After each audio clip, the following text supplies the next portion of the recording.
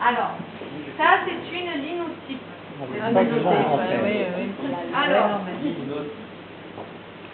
avant, donc ça c'est l'ancêtre, si vous voulez, c'est comment on faisait le journal avant. Vous allez voir, donc là c'est avant, ça c'était dans les années 40 ou 50, donc maintenant combien?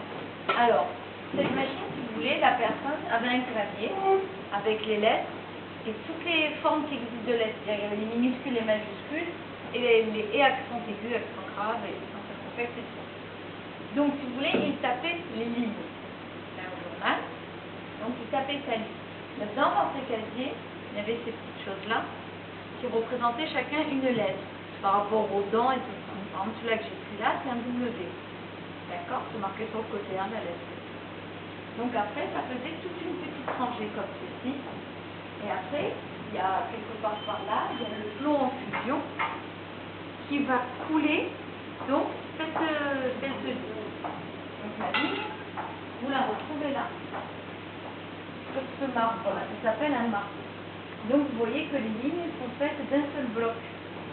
Mais ça, on n'imprimait pas avec ça. Donc ce qu'on faisait, on coulait un moule avec ça. On coulait un moule qui était en caoutchouc. D'accord?